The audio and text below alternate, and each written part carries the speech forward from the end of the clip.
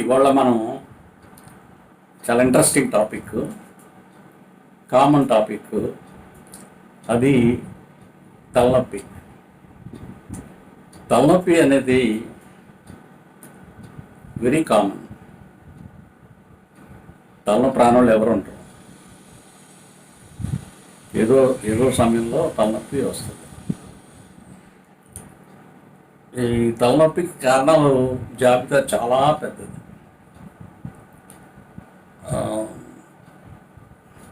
ఇంచుమించు చాలా డిపార్ట్మెంట్లతో కూడా కనెక్షన్ ఉంటుంది దీనికి. అందుచేత తలనొప్పి అనేది చాలా కామన్, చాలా సింపుల్ కావచ్చు, లేదా చాలా సీరియస్ మ్యాటర్ కూడా కావచ్చు. అందుచేత తలనొప్పిని ఈజీగా తీసుకోలేము, సీరియస్గా కూడా తీసుకోలేము. అందుచేత తలనొప్పి గురించి కొన్ని విషయాలు తెలుసుకుందాం. సామాన్యంగా తలనొప్పి అందరికీ వస్తుంది. కొంచెం ఒత్తిడి పెరిగినప్పుడు, చిరాకుగా ఉన్నప్పుడు, అన్నీ సక్రమంగా లేనప్పుడు, ఇవన్నీ చాలా సహజంగా వస్తూ ఉంటుంది. అది అంతే, మళ్ళీ కాసేపట్లో రెస్ట్ తీసుకుంటే తగ్గిపోతుంది. సామాన్యంగా జ్వరం వచ్చినప్పుడు తలనొప్పి కూడా జ్వరంతో పాటు వస్తుంది. అలాగే రక్తహీనత ఉందనుకోండి, అప్పుడు కూడా తలనొప్పి వస్తుంది. బ్లడ్ ప్రెషరు హెచ్చుగా ఉన్నా తలనొప్పి వస్తుంది. అసలు ఫస్ట్ ఆఫ్ ఆల్ నొప్పి గురించి కొంచెం తెలుసుకుందాం. నొప్పి మన శరీరంలో వివిధ స్పర్శలు ఉన్నాయి. అంటే ముట్టుకుంటే తిరగడం, వేడిగా ఉంటే, చల్లగా ఉంటే, కంటి చూపు, తర్వాత వినికిడి, వాసన, రుచి, ఇవన్నీ కూడా స్పర్శలకు సంబంధించినటువంటి విషయమే. అలాగే నొప్పి అనేది కూడా ఒక స్పర్శ. దీనికి ప్రత్యేకమైన నాడులు కూడా ఉంటాయి.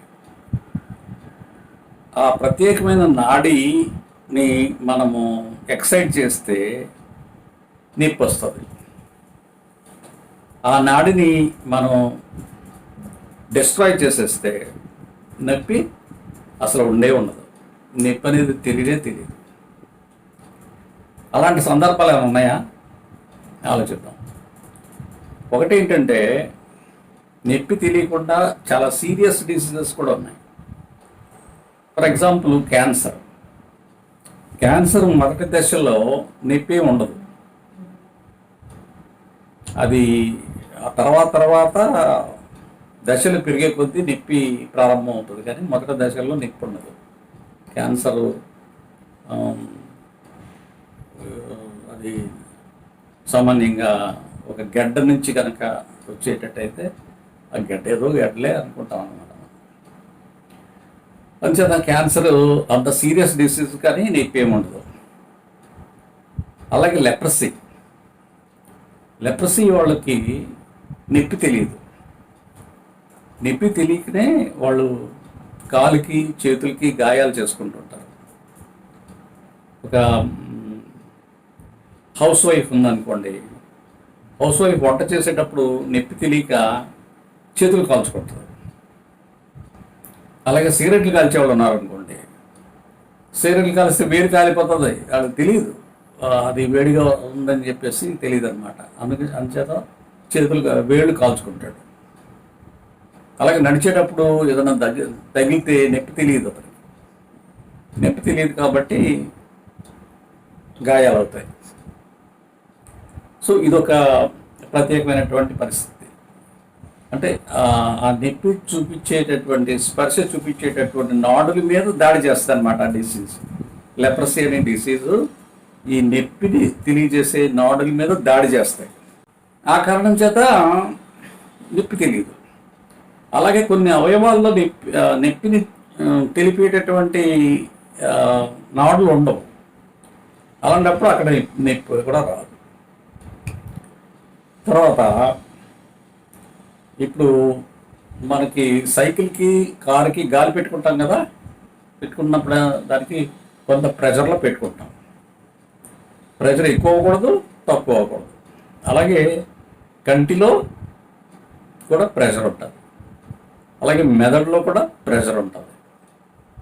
ఓకే, సో ఈ ప్రెషర్స్ అనేవి ఎక్కువైతే అవి నొప్పిలాగా వస్తుంది, తలనొప్పిలాగా వస్తుంది. అంటే మెదడులో ఫ్లూయిడ్ ఉంటుంది, ఆ ఫ్లూయిడ్ కనుక దానికి ప్రెషర్ పెరిగిపోయినట్లయితే అది దాని మూలంగా నొప్పి వస్తుంది. అలాగే కంటిలో ఫ్లూయిడ్ ఉంటుంది కదా, ఆ ఫ్లూయిడ్లో కూడా ప్రెషర్ పెరిగిపోతే నొప్పి వస్తుంది. సరే, కామన్గా ఇప్పుడు మీరు కన్ను డిపార్ట్మెంట్కి వెళ్ళారనుకోండి, కంటి తనిఖీకి వచ్చే వాళ్ళలో చాలామంది, అధిక శాతం మంది తలనొప్పి పేషెంట్లే వస్తుంటారు. సో కంటికిను ఈ తలనొప్పికి ఉన్న కనెక్షన్ ఏంటి అనేది ఇంపార్టెంట్. ఈ నొప్పిని చూపించే నాడి ఏదైతే ఉందో, ఈ మొత్తం ముఖానికి ఇక్కడ నుంచి ఇదంతా కూడా ఒకే నరం, ఇవన్నిటికీ కూడా ఈ సెన్సేషన్ అనేది సప్లై చేస్తుంది. దాన్ని ట్రైజెమినల్ నర్వ్ అనే పేరు ఉంటుంది. దానికి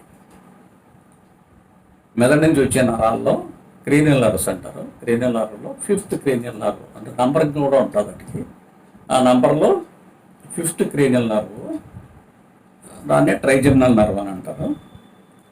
సో అది ఈ తలభాగం అన్నింటికి అదే నాడి. అందుచేత ఏంటంటే తలలో వచ్చిన వ్యాధులకి, కంటిలో వచ్చిన వ్యాధులకి, తర్వాత కంటి చుట్టూ గాలి గదులు ఉంటాయి,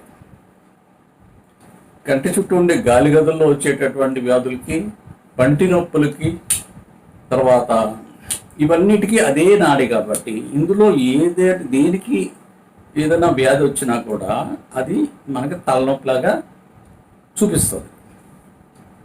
అందుచేత ఇది ఒక్కళ్ళతోటి అయిపోయేది కూడా కాదు. కాకపోతే కామన్గా కొన్ని వ్యాధులు అవి ముఖ్యంగా కంటి, ఎవరిగా డాక్టర్ దగ్గరికి వెళ్ళి తలనొప్పి ఉంటే ఒకసారి ఐ టెస్ట్ కూడా చేయించుకోండి అంటారు. ఎందుకంటే దృష్టి లోపాలు, దానికి సంబంధించినటువంటి వాటిలో ఈ తలనొప్పి అనేది కామన్గా వస్తూ ఉంటుంది. దృష్టి లోపాలకి తలనొప్పికి ఏంటి సంబంధం, అవేంటి అనేది తెలుసుకుందాం. దృష్టి లోపాల గురించి నేను ఆల్రెడీ నేను లెక్చర్ చెప్పాను కదా.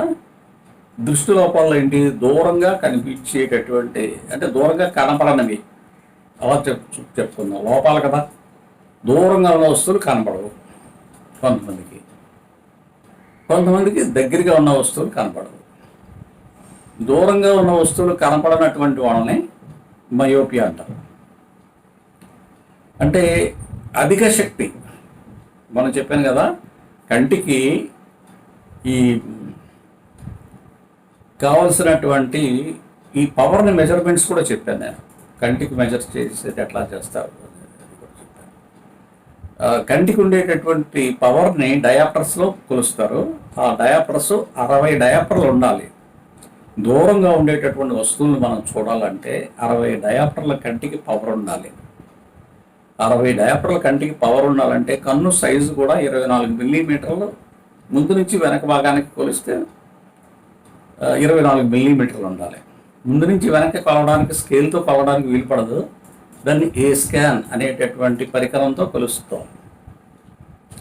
సో 60 డయాప్టర్లు పవర్ ఉండాలి, అంటే 24 మిల్లీమీటర్ల పొడవు ఉండాలి. తర్వాత ఈ వంపులు, కర్వ్స్ అన్నమాట, ఈ కర్వ్స్ కూడా సమంగా ఉండాలి. ఇవన్నీ లెక్కలు చెప్పానంటే మీకు కొంచెం కన్ఫ్యూజింగ్గా ఉంటుంది. ఎందుకంటే మేము చాలా రోజులు చదువుకుంటూ ఉంటాము, అదే పని చేస్తూ ఉంటాం కాబట్టి ఇంకా మాకు అది విశేషం కాదు, కానీ వినేవాళ్ళకి కొంచెం ఇబ్బందిగానే ఉంటుంది. అందుకని ఇంకా అవన్నీ నేను చెప్పను. సో బ్రాడ్గా ఏంటంటే ఈ పవర్ ఎక్కువైనా కానీ తక్కువైనా కానీ మనకి కంటికి నొప్పి వస్తుంది. అలాగే పవర్ 2 కళ్ళకి ఒకే పవర్ ఉండాలని లేదు. ఒక కంటికి ఒక పవర్ ఉండొచ్చు, ఇంకొక కంటికి ఇంకో పవర్ ఉండొచ్చు. దాన్ని అనైసోమెట్రోపియా అంటారు. తర్వాత మెల్ల కన్నుకి కనిపించే మెల్ల ఉంటుంది, కనపడిన మెల్ల కూడా ఉంటుంది. మెల్లకి సంబంధించినటువంటి అప్పుడు కూడా తలనొప్పి వస్తుంది. మనకి కన్ను ఎప్పుడు కూడా బాగా స్పష్టంగా కనిపించేటట్టు చేయాలని ప్రయత్నం చేస్తూ ఉంటుంది అనమాట.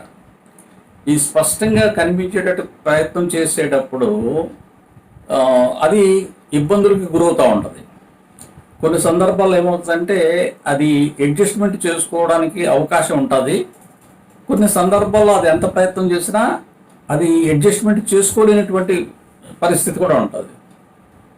సో అడ్జస్ట్మెంట్ చేసుకున్నా కూడా ఎంతసేపు చేసుకుంటుంది? కొంతసేపు చేసుకుంటుంది. కొంతసేపు చేసుకున్న తర్వాత అలసిపోతుంది. అలసిపోయిన తర్వాత మనకు అది ఇంకా నొప్పి ప్రారంభం అవుతుంది. ఇంకా అప్పుడు ఏం చేస్తాము?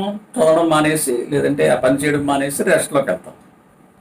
రెస్ట్ తీసుకున్న తర్వాత కొంత సమయం రెస్ట్ తీసుకున్న తర్వాత మళ్ళీ అది సర్దుకుంటుంది. మళ్ళీ పని మొదలు పెట్టగానే మళ్ళీ స్టార్ట్ అవుతుంది.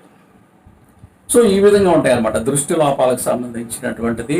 తర్వాత సమతుల్యం, రెండు కళ్ళకి మధ్యలో సమతుల్యం లేని సందర్భాలు.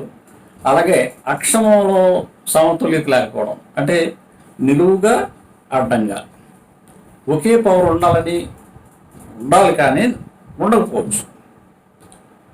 అప్పుడు దాన్ని ఏమంటారంటే యాస్టిగ్మాటిజం అంటారు. అంటే ఈ హారిజాంటల్గా ఉండే పవర్ ఒకటి ఉంటుంది, పైనుంచి కిందకి నిలువుగా చూసేటటువంటి పవర్ ఇంకోటి ఉంటుంది. దాన్ని యాస్టిగ్మాటిజం అంటారు. సో అలాంటి అక్షలోపాలు ఉన్నప్పుడు కూడా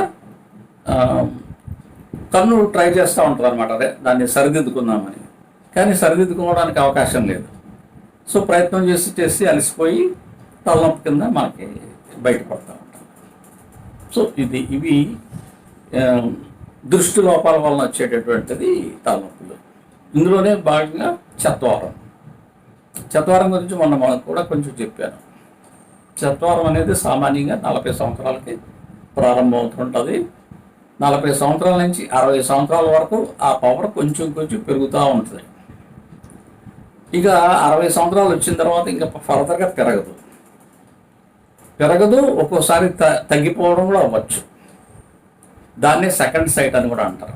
సెకండ్ సైట్ అంటే అప్పుడు దాకా కళ్ళద్దాలు పెట్టుకుంటే కానీ కనపడనే వ్యక్తికి 60 సంవత్సరాలు వచ్చిన తర్వాత కళలో తీసేస్తూ అవుతారు. అని దాన్నే సెకండ్ సైట్ అని అంటారు అన్నమాట. తర్వాత ఇంకా కొన్ని కండిషన్స్ ఉన్నాయి తలనొప్పికి సంబంధించి. ఈ కంటి చుట్టూను గాలి గదులు ఉంటాయి. గాలి గదులు అంటే సైనసెస్.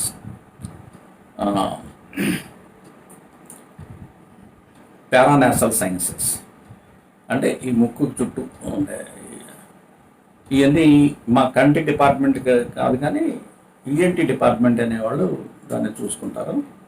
బట్ దాని పేరు ఏంటంటే పారానాసల్ సైనసెస్ అంటారు. అది కనుక అందులో కనుక ఇన్ఫెక్షన్ వచ్చినట్లయితే సైనసైటిస్ అంటారు. ఈ సైనసైటిస్ వలన కూడా తలనొప్పి వస్తుంది. అలాగే ఈ మెడలో ఉండేటటువంటి నరాలు సంబంధించినటువంటి వ్యాధులు ఉన్నప్పుడు కూడా సర్వైకల్ స్పాండిలైటిస్ అంటారు. కొంతమంది కాలర్ పెట్టుకుంటారు, చూసే ఉంటారు మీరు. మెడకి కాలర్ పెట్టుకుంటారు. అంటే మెడలో ఉండేటటువంటి కండరాలని కొంచెం రెస్ట్ ఇవ్వడం కోసం ఆ కాలర్ పెట్టుకుంటారు అనమాట. అది సర్వైకల్ స్పాండిలైటిస్కి సంబంధించి అలాగా ట్రీట్మెంట్గా పెట్టుకుంటారు. తర్వాత పార్శ్వనొప్పి అంటారు. ఇది చాలామంది వినే ఉంటారు, చాలామందికి ఉంటాయి. ఇంచుమించు పాపులేషన్లో 1%, అంటే 1% అంటే ఇండియాలో 1.5 మందికి ఉంటుంది.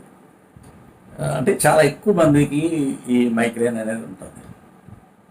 ఈ మైగ్రేన్ ఇది ఇంకోసారి చెప్తాను మైగ్రేన్ గురించి. మైగ్రేన్ అనేది ఒక టాపిక్. మైగ్రేన్ ఏమి ప్రాణాలు ఏం తీయదు, కానీ ఇబ్బంది పెడుతుంది. చాలా ఇబ్బంది పెట్టి పని చేయనివ్వదు. ఇంకా రెస్ట్లోకి వెళ్ళాల్సి వస్తుంది. చాలా ఎక్కువ నొప్పి వస్తుంది. అందుచేత అదొక టాపిక్. అలాగే పంటికి సంబంధించినటువంటి ఇన్ఫెక్షన్లు అవి కూడా చాలా నొప్పి వస్తుంది. అది హెడేక్, పంటి నొప్పితో పాటు హెడేక్ కూడా వస్తుంది. సో ఇలాగా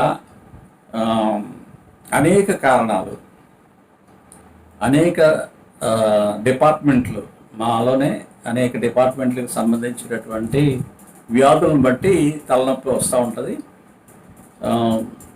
మొదట నేను చెప్పినట్టుగానే తలనొప్పి అనేది చాలా సింపుల్, అదేవిధంగా చాలా కాంప్లికేటెడ్. చాలా ఉరికినే ఒక తలనొప్పి బిళ్ళ ఒకటి వేసుకుంటే తగ్గిపోతుంది.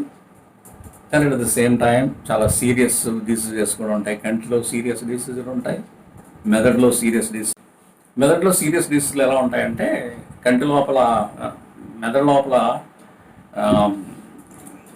మామూలుగా శరీరంలో వచ్చినట్టుగానే మెదడు లోపల కూడా కంతులు రావచ్చు, అంటే గడ్డలు రావచ్చు అన్నమాట. ఆ గడ్డలు వచ్చినప్పుడు ఏమవుతుందనంటే మెదడులో ప్రెషర్ పెరిగిపోతుంది, రేజ్డ్ ఇంట్రాక్రేనియల్ టెన్షన్ అంటాం. అది పెరిగిపోతూ ఉంటే తలనొప్పి, చాలా తీవ్రంగా తలనొప్పి వచ్చేస్తుంది. తలనొప్పి రావడమే కాకుండా ఇంకా తలనొప్పి తగ్గదు, ఇంకా పెరుగుతూనే ఉంటుంది, వాంతులు కూడా వచ్చేస్తాయి. సో అది అంటే తలనొప్పి తగ్గనటువంటి తలనొప్పిని సీరియస్గా తీసుకోవాలి. సో అదొక కారణం. అలాగే మెదడుకు సంబంధించినటువంటి ఇన్ఫెక్షన్, దాన్నే మెనింజైటిస్ అంటారు ఒకటి, అలాగే మెనింగో ఎన్కాఫ్లైటిస్ అంటారు, బ్రెయిన్ ఫీవర్ అంటారు కదా, బ్రెయిన్ ఫీవర్ మనందరికీ తెలుసు కదా. అట్లా అది కామన్గా చెప్పే మాట, అది బ్రెయిన్ ఫీవర్ అనేది. మెనింజైటిస్ అంటే మెదడు కొన్ని పొరల్లో కప్పబడి ఉంటుంది అనమాట. ఆ పొరలకు వచ్చేటటువంటి వ్యాధిని మెనింజైటిస్ అంటారు. మెదడు సబ్స్టెన్స్కి వచ్చేటటువంటి వ్యాధిని ఎన్కాఫలైటిస్ అంటారు. సో మెనింగో ఎన్కాఫలైటిస్ అంటే ఏంటి? ఈ పొరలకి ప్లస్ మెదడుకి రెండింటికి కలిసి, ఎందుకంటే పక్కనే ఉంటాయి కాబట్టి, ఒకదానికొకటి అతుక్కునే ఉంటాయి కాబట్టి, ఒక్కోసారి మెనింజైటిస్, ఎన్కాఫలైటిస్ అంటే ఈ రెండిట్లో ఏది ఎక్కువ ప్రామినెంట్గా ఉంటే ఆ పేరు పెడతా ఉంటాం. ఆ పొరలకు సంబంధించిన వ్యాధి ఎక్కువ ప్రామినెంట్గా కనబడితే మనం మెనింజైటిస్ అంటాం. అలాగే మెదడు సబ్స్టెన్స్ సంబంధించినటువంటి సిమ్టమ్స్ ఎక్కువగా ఉంటే అది ఎన్కాఫలైటిస్ అంటారు. అది ఇది రెండు కంబైన్డ్గా ఉంటే ఎన్కెఫలో మెనింజైటిస్ అని అంటారు.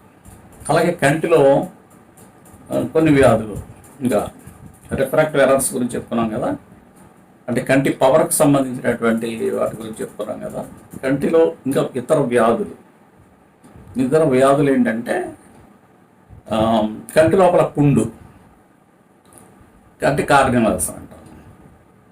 కంటి లోపల పుండు వచ్చినప్పుడు కూడా తలనొప్పి వస్తుంది. ఇంకా మిగిలిన సిమ్టమ్స్ చాలా ఉంటాయి.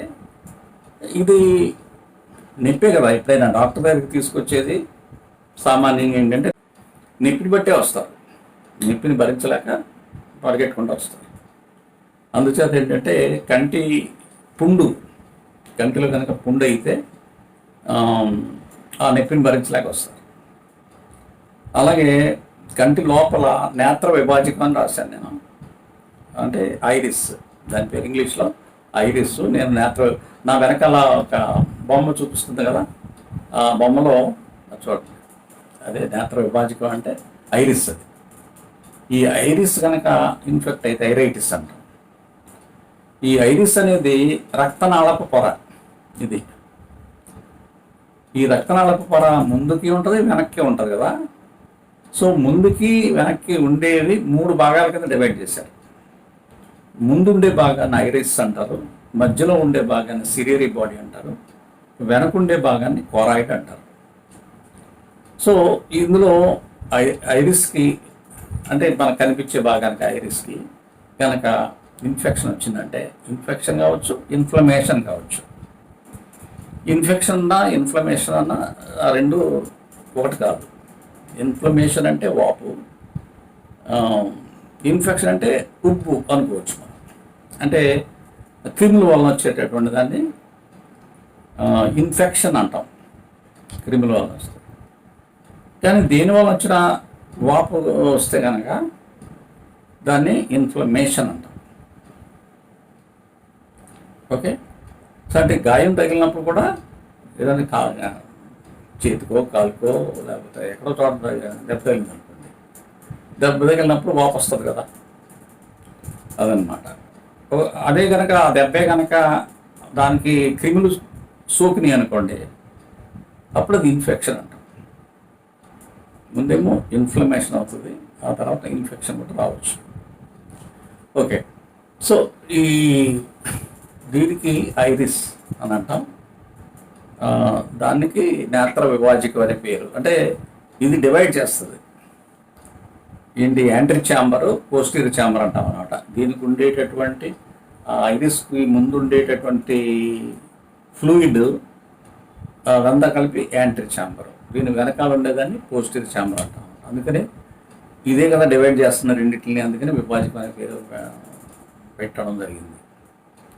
ఓకే, సో దీనికి సంబంధించి ఇన్ఫ్లమేషన్ ఉన్నా, ఇన్ఫెక్షన్ ఉన్నా పెయిన్ ఉంటుంది. అలాగే మొదటి పొర ఉంది కదా, కంటి కవచం తెల్లగా ఉండేది, దానికి ఇన్ఫెక్షన్ వచ్చినా, ఇన్ఫ్లమేషన్ వచ్చినా పెయిన్ ఉంటుంది చాలా. అలాగే కంటి నాడి చూపించాను కదా మీకు, ఉల్లిపాయని ఎగ్జాంపుల్గా తీసుకొచ్చి, ఉల్లిపాయకి వెనకాల తోకలాగా ఉంది కదా, ఆ తోకలాగా ఉన్న దానికి ఆప్టిక్ నర్వ్ అంటారు. ఆప్టిక్ నర్వ్కి ఇన్ఫెక్షన్ వచ్చినా, ఇన్ఫ్లమేషన్ వచ్చినా చాలా పెయిన్ వస్తుంది. సో ఇలాగా నొప్పికి అనేకమైనటువంటి కారణాలు ఉన్నాయి. సో కామన్గా ఉండే కారణాలు, సింపుల్గా ఉండే కారణాలు కూడా ఉన్నాయి, అవి కూడా మీకు చెప్పాను. మైగ్రేన్ అనేటటువంటిది ఒకటి ఉంది.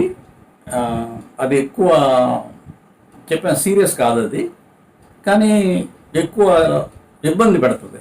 రెస్ట్ కోరుకుంటారు వాళ్ళు. రెస్ట్ తీసుకుంటే తప్ప ఇక మళ్ళీ పని చేయలేనటువంటి పరిస్థితి వస్తుంది. అది వేరే టాపిక్ లాగా చెప్తాను.